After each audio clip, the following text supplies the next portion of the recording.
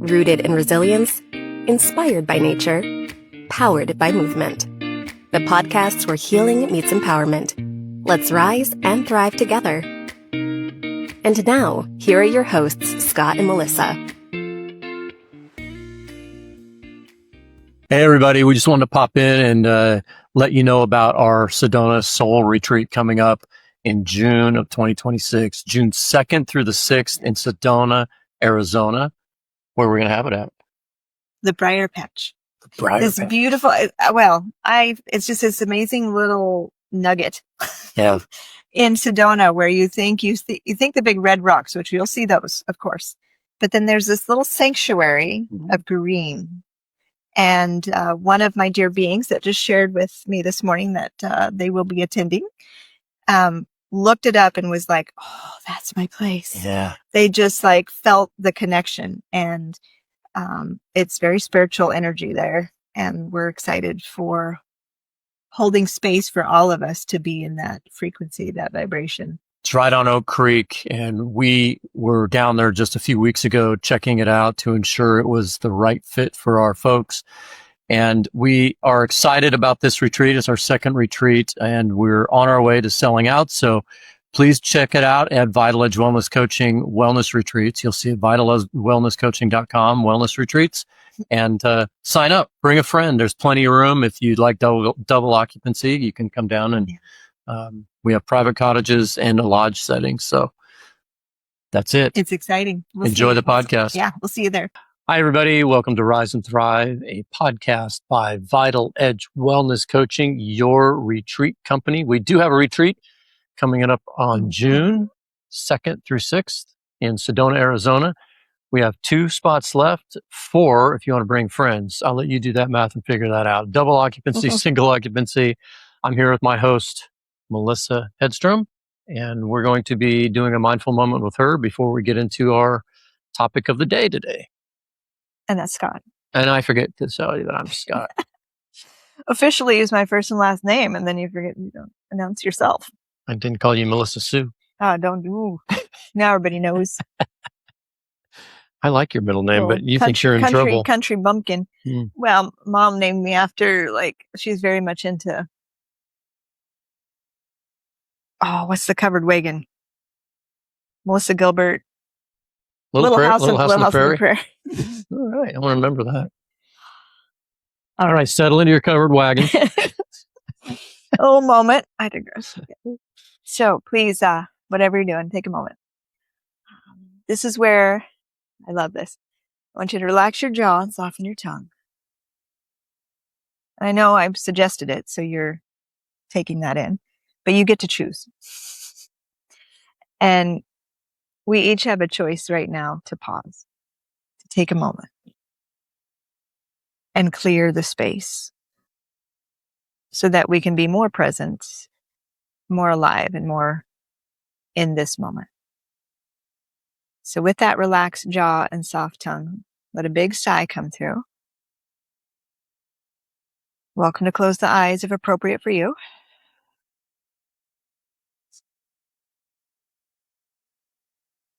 And we're just going to have a quiet moment. That moment to choose to be here and nowhere else. Acknowledging the sensation that your body is breathing for you. Your inhalation and your exhalation. Bless you. Thank you. So let yourself just hang out with that. If you start to drift off, just gently come back. We'll just be here for a few moments. Each of us having an opportunity to choose to clear the space and be present.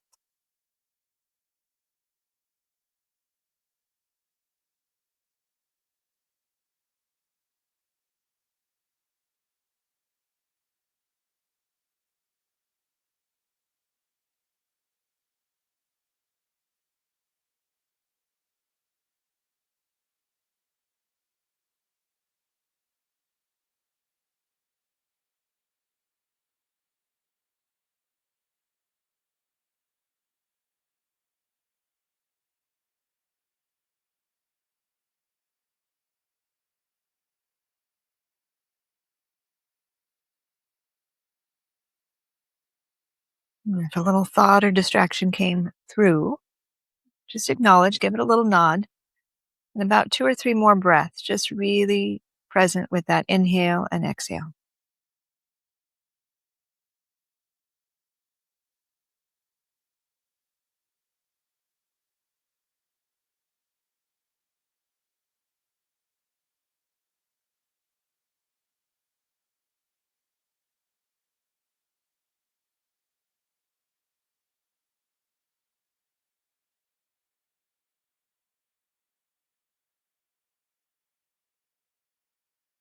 And invite that next breath to be a little deeper, a little longer. Acknowledge that you chose that moment. And you're welcome to open your eyes when you're ready. Thank you. That was very nice. Mm-hmm. One of my favorite places to hang out. Yeah, that is a nice place to pause. In the quiet. Well, that kind of speaks to our topic today, and that is you choose, I choose. Mm-hmm. And you should know that so many of our topics come from just random things that happen in our lives. Yeah. And then we have discussions and we're like, let's talk about it on the air. Mm-hmm.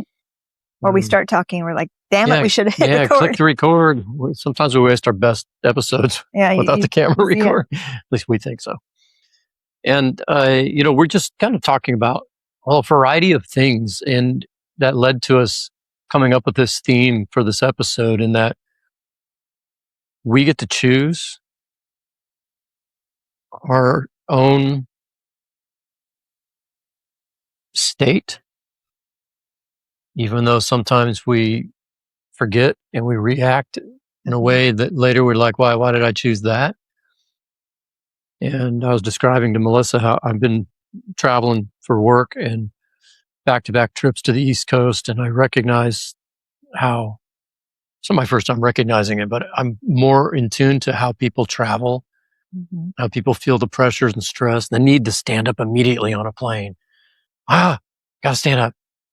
And the people who are just chill and just like rolling with it. Yeah. The people who push from the back of the plane, especially in other countries, it's like not a problem, man. I'm just going to squeeze all the way up between people. And most of the time in America, anyway, we wait and let aisles empty in an order. The cultural differences are interesting. Mm-hmm. And watching FU go back and forth with a couple of people as we landed in New York, and you need to wait your turn, and how some of these things are just meaningless. They just dysregulate us, and they ruin our frequency that brings us the peace we're trying to find in every part of life. We complain about not being peaceful, and we complain about everything going on in the world, but how much of that do we add to our own lives? Or is it the story that's being said in your thoughts that's keeping you there? Yeah. But you're still contributing to your own suffering choice. And I know that, I can have my own moments. And I believe in standing up for what's right. And I believe in intervening in situations when someone's being victimized and all those things. But it's a choice to decide if it's worth saying something to someone or putting yourself in a negative headspace. And the two guys in the plane, one guy must have been in his 80s, and he was arguing with another guy, and they just got into it. And I'm like, this is really just walk away. Just get off the plane. We're here. The hard part's over. Landed. Yeah. Yeah. And to understand, we were chatting too, just that being kind, even to those people that are having that moment. I thought about it as you just said it. I thought we often react without thinking about it, and particularly those individuals, is what were they carrying on the inside that came to the outside in that moment. And often the outside world would judge them for doing the FUs and being all whatever. And it's not making an excuse for their behavior. At the same time, it's just acknowledging that, yes, they can choose on the inside, as well as oftentimes the buildup of the internal dysregulation or the stressors that we're dealing with, they come out in ways that we don't plan. And so I've noticed myself just kind of having that, just like you said with your travels, like watching people travel and being more of that observer and trusting how you want to show up for yourself and others. And I've been an observer a lot of my life. And so I look at it as I've chosen to like think about why are they acting like that versus, oh my gosh, what an idiot or this or other thing. And give them some grace, even though, again, not excusing their behavior and not wanting anything violent or, disrespect going on in that way. But I also just have that little thread of what's going on for you. I love that. And many times in my leadership and coaching work, I'll make sure people understand that we've got to understand that everybody has something going on in their lives that we're not privy to. And nor should we be so many times. But if we can just understand that everybody has something they're hiding or they're not sharing that is affecting them, we might do better as a species to be in empathy toward someone's suffering. Maybe someone just lost their mother. Maybe they're suffering from cancer. Maybe their baby just died. Maybe they're worried about being fired. Maybe they don't have any money. We don't know what's going on. And so I think a lot of things we can relate to. When you make that list, you're like, oh, wait a minute, I've dealt with that. I've dealt with that. And so that's the empathy piece, right? Yeah. This workshop that I put on, we were talking about the golden rule and how everybody should follow the golden rule.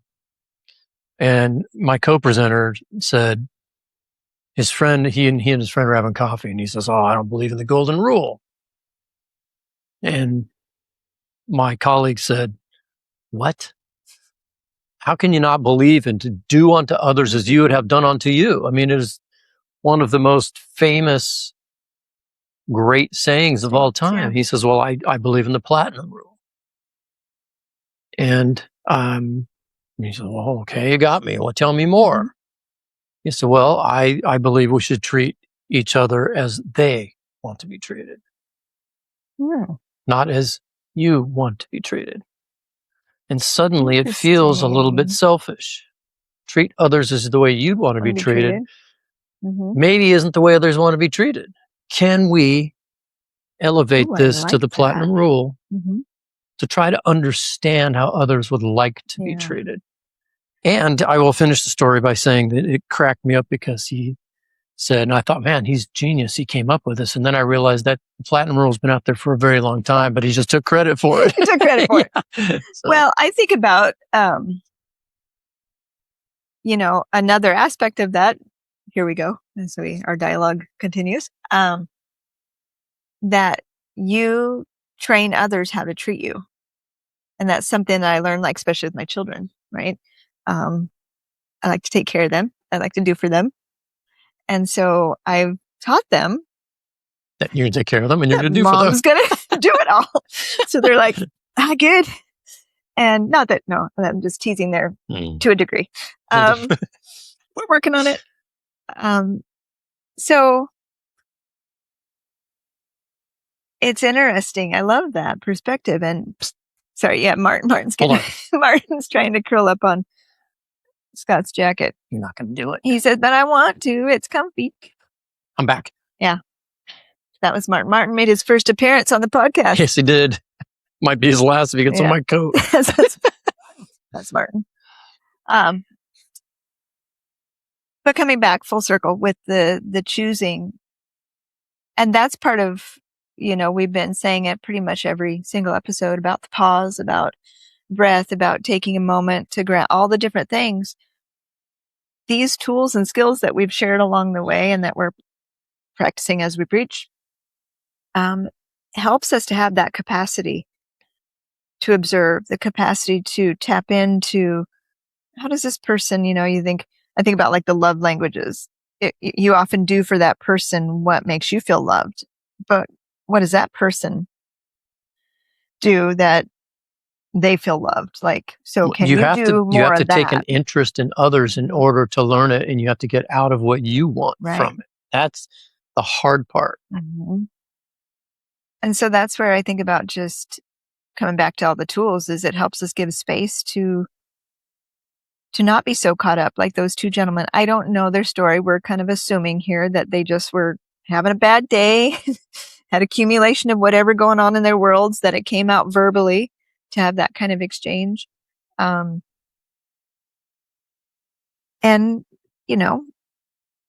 nothing happened to an extreme. So maybe they both benefited from a little release of sorts.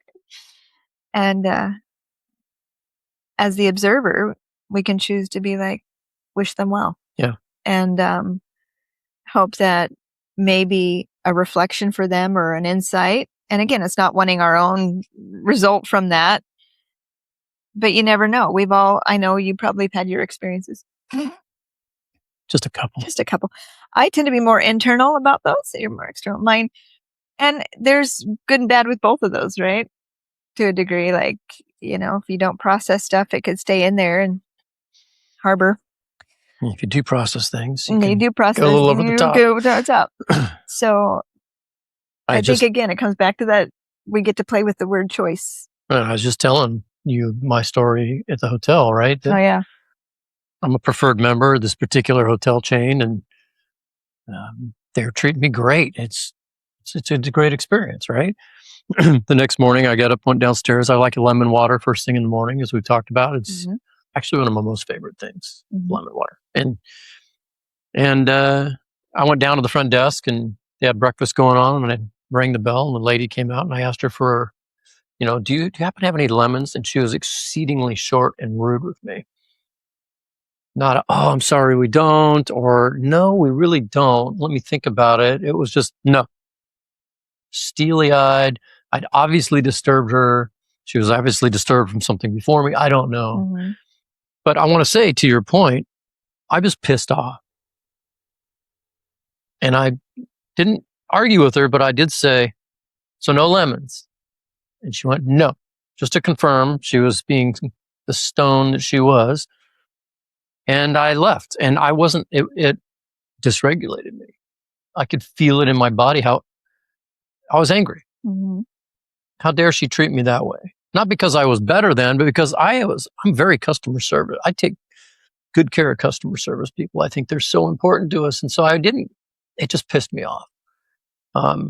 That she brought whatever she was going on with her to me, when all I did was ask for a simple thing as a guest paying to stay at the hotel. And I processed it out pretty quickly because I recognized how it was making me feel just before I was going into work. And I processed it out. And I use these techniques and tools we're talking about. And by the way, we always say techniques and tools.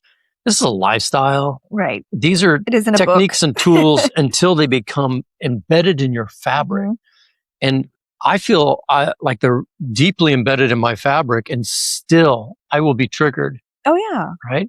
And you just told me a story about someone that you know that triggered you. I have a couple. Well, you get to pick which one, but spin the wheel. But how you didn't process it, and you're still kind of holding on to that with this thing. So can you talk a little bit about that side of things? Well, it's interesting because we could talk about it. Did I process it or not process it? Have I processed it? And this is a little bit of I'm going to let the cat out of the bag here. So I'm Taurus in nature. And so I think about just a little bit. I think about the qualities of that, and this is one of the attributes. And so I look at it as how is best, because we get to choose. Scott's very much, I want to come back to the, just real quick, customer service thing. This is a golden rule for you in that, because you have been in customer service and you have trained people and the etiquette and the support, and then you value it in others. And so you were wanting that same behavior, and she didn't show up with that. Mm-hmm. And so that activated that kind of like, and you knowing that in yourself was able to then feel the dysregulation, and you didn't more so go off in the story, but you went into like, oh, I felt dysregulated from that. I got to head into this big meeting. I need to help my body here. And so you let her go and had your regulation moment. Yes. And I can talk about it now without it being re-triggered, Yeah. which is not always the case, right? You talk Right. about it, you relive it, and you just continue that Yeah.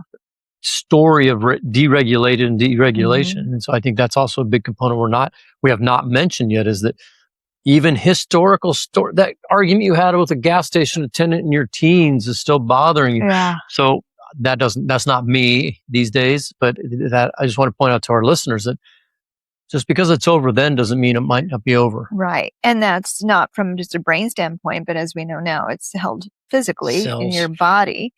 And that's why I come to my yoga class. Mhm. My yoga classes, that's what we talk about, is like you're actually mentioned in class this Saturday morning, is as we move the tissues and breathe and sensations, and I ask people to feel and notice more so than like perform, go more into just sensing this movement. And when you move, sometimes you feel emotions coming up, and it isn't something I got to go figure out or analyze, just allowing your body to feel it because it's moving. It's chemistry coming and moving through. So what you asked me a moment ago is one of my tendencies is, pretty quiet individual. And, once I had children, there was a different energy that took over for me to a degree. And so if anybody has put down my child, anything like that, I remember. I hold on to that. And it's weird because it's something that like I said, when I explained my little Taurus moment there, part of I think is that I don't keep a tally, but my body remembers, and my brain, especially when I want to be protective of somebody. And, I don't want them to feel hurt or left out or those kind of things. And so if somebody has reacted or chose to say something or do something, it's hard for me to forget that. I can, even if it's been resolved and, I still, so it's something that I think it's not like a ton, but I can picture one current situation, probably, was a while ago, right? But I feel like you mentioned, I feel like I don't get too much triggered inside anymore, but I still remember it. Yeah. Because I think for me, as I am navigating opening the range of my emotions that weren't very open as a child, I'm starting to realize that, when I had something that affected and my instinct to be protective for my children and not want them to, hurt or anything like that, it created a stronger memory in me. So, as far as neurobiology, in order to have a memory, it has to have a strong emotion to it, either sad, extreme happy, sad, or, it has to have that versus, do you remember what she had for breakfast last week on Tuesday? Not really. Well, if you have the same thing every day. But if you're not going to typically remember because there wasn't a big event around it or emotion. So I look at it a little bit like that because my emotions got activated in a stronger way once I had kids, for them, that I have a memory of those things. And anyways. Yeah. That's kind of, I think that what comes from you, meaning the collective you, when I'm not going to forget that comment against my child. And then it comes up sometimes, but not all the time. It's not overriding as you described it. We tend to label people then. Oh, that person is this. Yeah. Not this person made this comment, and I don't know why. We can say that, or we can go right up to that person and say, why would you say something like that? And get the reason why. But we put a label on things and want to hold people to that label, even though we are so much more. than just those 4 or 5 things people start to label you as. Or maybe you are that thing. Yeah. There's that possibility. Right. But what does it do for us to hold on to that label when it's in the past and maybe you don't even have any more interaction with? I'm not going to see the lemon lady ever again. Yeah. Right? So I could easily hold on to that until, well, I just told all my listeners, but my point is I could tell that story to everybody, and you're not going to believe what happened at the hotel. Yeah. Nobody gives a shit anyway, honestly. It was a little minor annoyance. And I don't know what your situation was, but we don't need to let those things hold us down. In fact, the big things in life don't need to hold us down either. Right. And we struggle more with those, right? Major health issues, career change, job loss, moves, deaths. Those are big.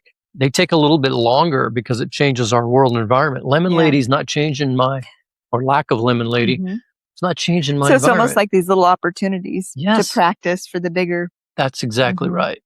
It is the practice in play. And I was going to say, it's interesting how you said then it comes to label. I'm going to offer this other piece too, is I found myself not necessarily labeling, but my physical body, just like you felt that activation afterwards. It's like I won't remember the details, but I'll feel it. Yeah. And so I feel when I am around a particular individual, whatever, my guard goes up to want to be a little bit more confident, a little more like guarded. Not so much remembering all the details or the specific thing or anything like that. I just feel the energy shift. But you know why? Yeah, it goes back to, comment you made about one of your kids. Right. And so that's what I'm saying. That's great, that you're feeling it in your body and you know what it is, but you're almost preparing for him to say it again. You're almost preparing. Yeah. That's the label, right? Or to think that individual still has that perspective, even though the time has passed. Yeah. And you don't need to go into details, but was it a one-off comment that was something that could have been he wasn't thinking? Well, or it's interesting because now that we're going into therapy about this, I want to take it to one of the different aspects of it. It's the emotion and what it caused for my child to feel. Right.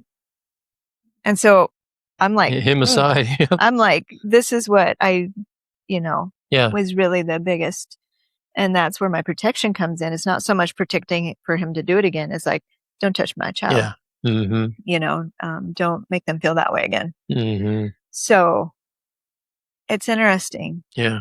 And again, that's where I love with the lemon lady and with this particular, like, we can come up. You're probably right now, maybe listening to this, thinking of your various opportunities that you've had with various situations.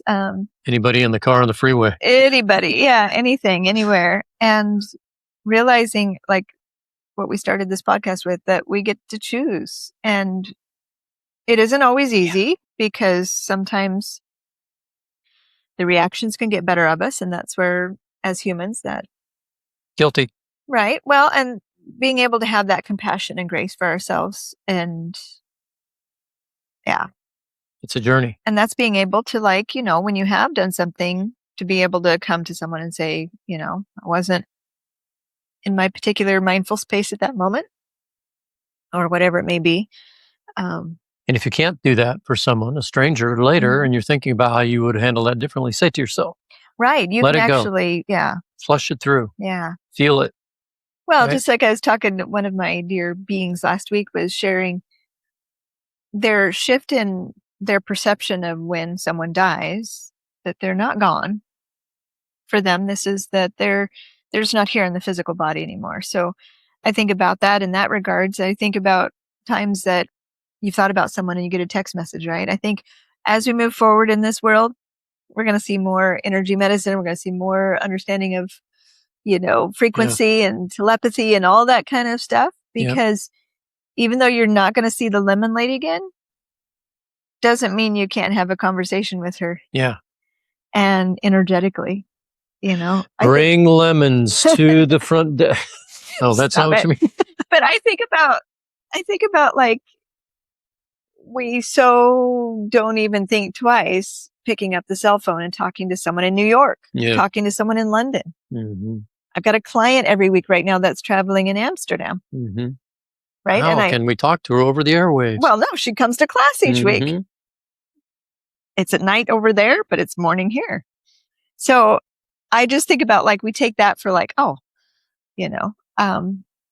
so this is just, think about if you have something that's coming up for you right now, you're feeling kind of reactivate in your body, or the memory come up. It's like, oh, there's an opportunity for us to choose differently, not to think we can go back and change the past, right? But you can change it in this moment by helping your body feel it, breathe, just like you did with the lemon lady, and just like I'm doing as I am. I think part of for me is helping building that confidence that my children are adults and can take care of themselves and can manage, that mom doesn't have to come in and, put the bubble around them and make sure no one. Moms will always do that to a certain degree. It's going to be hard. So I think it's also, we're going to wrap up here in a minute, but I think it's important to understand that the title of this is You Choose, I Choose. Mm-hmm. We can't choose for others. We have to choose for ourselves in the face of them choosing for themselves. And that is not always easy. And sometimes you're highly affected by their choice and you've got to decide how to respond. Yeah. And, having been through a pretty major transition in my life over the past few years, I've had to make some choices on how I wanted to respond to that. That's for another day. But you know the story. Yeah. And I am very happy that I've chosen the way I've chosen, because I look back on it and think, at any given moment in any of that stimulus, I could have chosen a different path. Mm-hmm.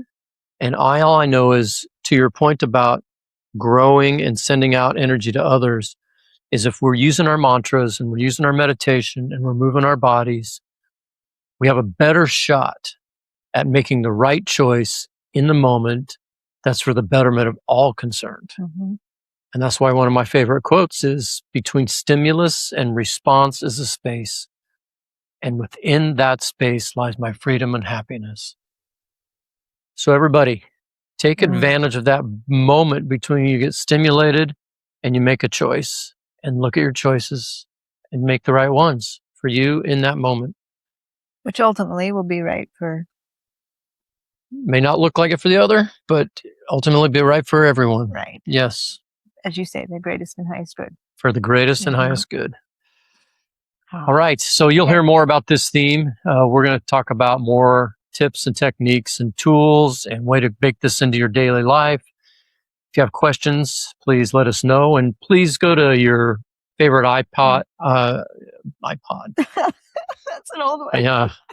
Go to your iPod. Whatever the current devices of today are. Go to your favorite podcast platform. There you go. And rate us and review us and share it with your friends. That's how we get it out to everybody. And also, don't hesitate to look back at some of the other episodes, because we talk some about the different tools and supports that can be there for you. We'll continue to talk more about them, but they're out there. Thanks, everybody. Have a great week, and we'll see you next time. Take care of yourself, and don't forget to take care of each other. We'll talk to you next time. Namaste. Thanks for tuning in to Rise and Thrive, a podcast by Vital Age Wellness Coaching. If you found this episode meaningful, please rate, review, and share it with someone who might need it. For upcoming retreats and to join the Vital Edge Wellness community, head to vitaledgewellnesscoaching.com. Let's rise and thrive together.